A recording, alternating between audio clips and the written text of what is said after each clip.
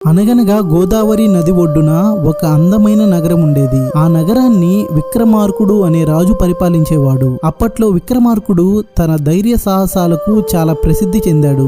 అంతేగాక ఇతను ఎల్లప్పుడూ మంచి చేస్తూ తన రాజ్యంలో ఉండే ప్రజలను చాలా ప్రేమగా చూసుకునేవాడు.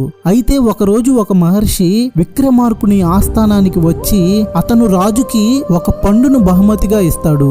ఈ పండును జాగ్రత్తగా దాచమని విక్రమార్కుడు దీన్ని తన కోశాధికారికి ఇస్తాడు. అయితే అప్పటి నుండి ప్రతిరోజు కూడా ఈ మహర్షి రాజుకి ఈ పండ్లను ఇచ్చేదానికి వస్తూనే ఉండేవాడు. అసలు ఈ మహర్షి ప్రవర్తన వెనుక ఉన్న అతని ఉద్దేశం ఏంటో విక్రమార్కుడికి అసలు అర్థం కాలేదు. అయితే ఒకరోజు ఉదయం విక్రమార్కుడు ఒక కోతిని గోడపై కూర్చో ఉండడం గమనించి దీనికి ఈ మహర్షి తీసుకుని వచ్చిన పండ్లలోంచి ఒక దాన్ని ఈ కోతికిస్తాడు.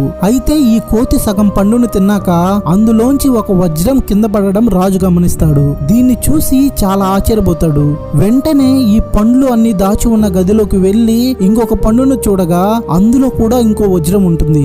ఇక విక్రమార్కుడు అక్కడ దాచి ఉన్న పండ్లన్నిటిని కూడా పగలగొట్టి వాటిలో ఉండే వజ్రాలన్నిటినీ బయటికి తీస్తాడు.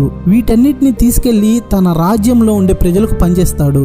అసలు ఈ మహర్షి వజ్రాలు ఉండే పండ్లను ఎందుకు తనకి ఇస్తున్నాడనేది విక్రమార్కుడికి అర్థం కాలేదు. అందుకే ఈ మహర్షి రాక కోసం ఎదురు చూస్తూ ఉంటాడు. పక్క రోజు ఈ మహర్షి మళ్ళీ విక్రమార్కుడి ఆస్థానానికి వస్తాడు. తర్వాత ఏం జరిగింది అనే విషయాన్ని నెక్స్ట్ వీడియోలో చూద్దాం. వీడియో నచ్చితే లైక్ చేసి సబ్స్క్రైబ్ చేయండి.